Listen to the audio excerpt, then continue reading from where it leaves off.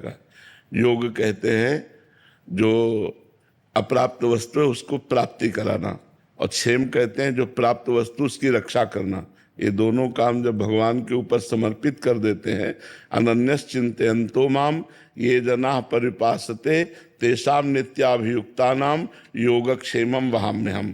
जब आप अनन्य चिंतन भगवान का करोगे और आपका भरोसा हो जाएगा कि मेरे योगक्षेम भगवान करते हैं, तो फिर ये नष्ट हो जाएगा।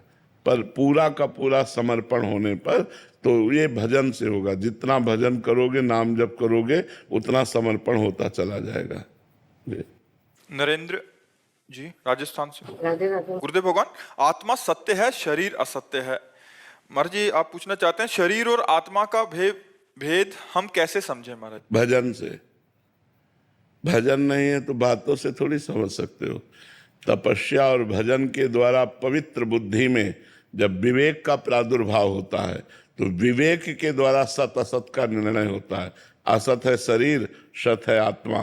फिर उस सत आत्म तत्व का विवेक के द्वारा निर्णय होता है।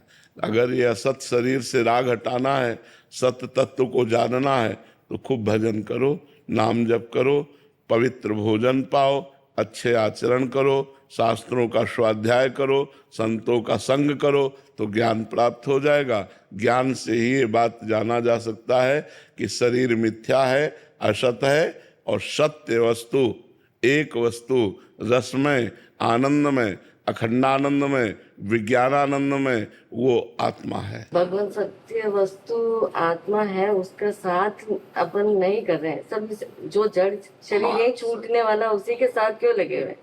यही माया है भगवान की। माया का आवरण कैसे इनकी पड़ते? मामे वे प्रपद्यन्ते माया में ताम तरंते थे।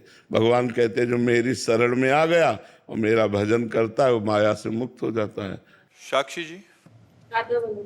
श्री हरिवंश महाराज जी, यदि जीव शाश्वत रूप से श्री राधा कृष्ण जी का दास है और स्वभावता आनंद में है, तो वो सबसे पहले माया के अधीन कैसे हो गया? यदि माया दिव्य को छू, माया होती अपना संकल्प, माया होती अपना संकल्प।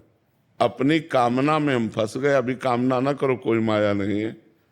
कामना रहित हो जाओ तो आप ब्रह्म स्वरूप हैं। कामना ही आपके स्वरूप में बाधा है।